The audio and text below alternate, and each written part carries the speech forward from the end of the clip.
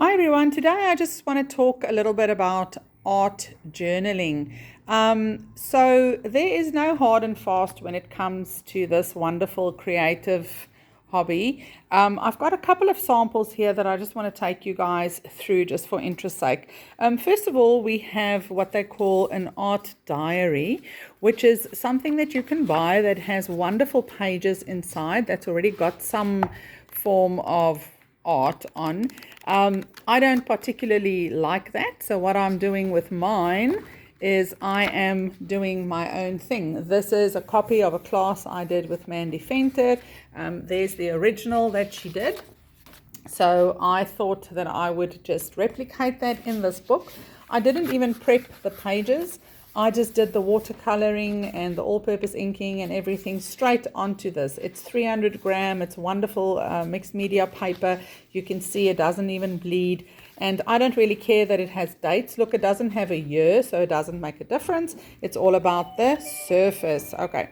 Next up, I have a journal that I started, I think 30 years ago.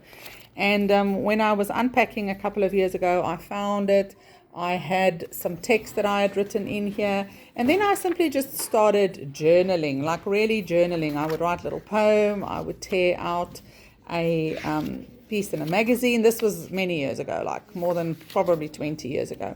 And then I started adding a little photo and a little butterfly and using my stamps and things like that. Memories. This was actually a big scrapbook page, and I just literally took the photo off and I added the journaling and I put it into my journal. So this is kind of a personal journal, but it's okay. I've got it on display here.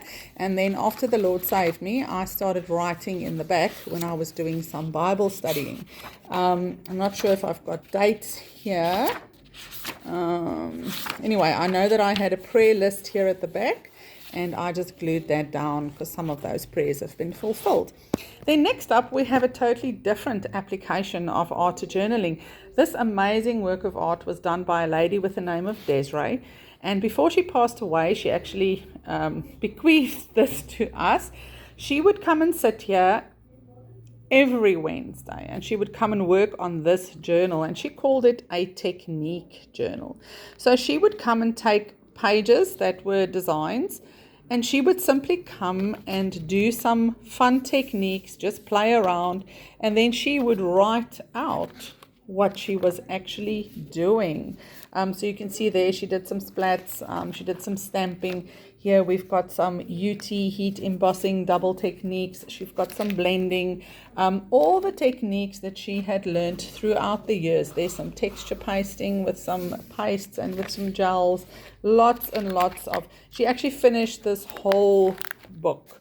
There's a couple of pages left, but she sadly passed away a couple of years ago, but she did lots of techniques. I mean, this is all mixed media, and then she would just add it to her journal.